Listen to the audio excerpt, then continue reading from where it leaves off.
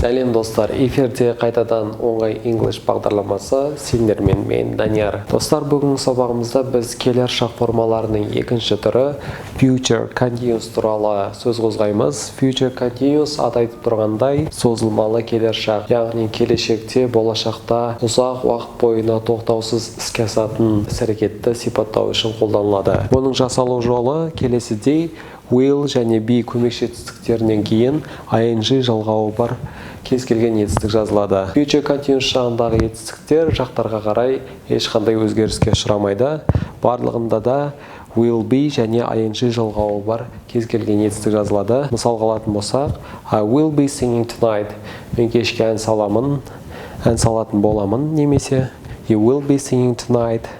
Will көмекші етістігі, be көмекші етістігі және ing жалғауы бар sing негізгі етістігі. Үшінші жақта да тура осындай. He немесе she will be singing tonight.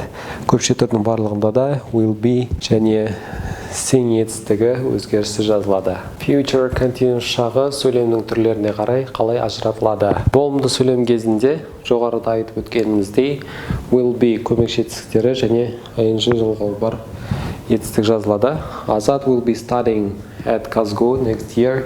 Азат келесі жылы Казгуде оқып жататын болады. Болымсыз сөйлем жасау үшін біз will көмекші етістігінен кейін not көмекші сөзін қоямыз. Сонда Азат will not be studying at Казгу next year.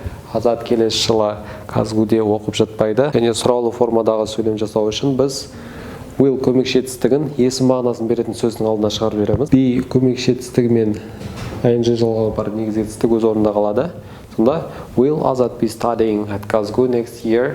Азат келесі жылы Казгуде оқып жатады ма деген сияқты сөйлемдерді жасауға болады. Сөйлемде қай кездерде біз future continuous шағында сөйлеміз. Оның екі түрлі жағдайы бар. Бірінші жағдай unfinished action in the future. Келер шақта тоқтаусыз іске асып жататын оқиғаны сипаттау үшін қолданылады. Мысалға, Нұрсұлу will be dancing as soon as she gets a grant. Нұрсұлу қалай грант жеңіп алады, солай билеп жататын болады. Яғни келер шақтағы іс-әрекетті, созылмалы іс-әрекетті сипаттау үшін қолданылады. Екінші жағдай temporary activities. Болашақта, келешекте уақытша ғана іске асатын созылмалы іс-әрекеттерді, оқиғаларды сипаттау үшін пайдаланылады.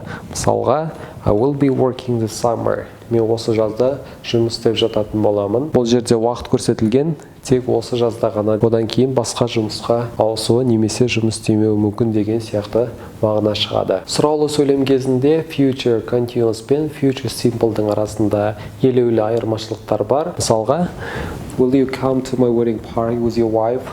Немесе will you be coming to my wedding party with your wife деген сөйлемдер бір қарағанда мағынасы бірдей сияқты болып көрінеді. Бірақ бұл жерде айырмашылық бар.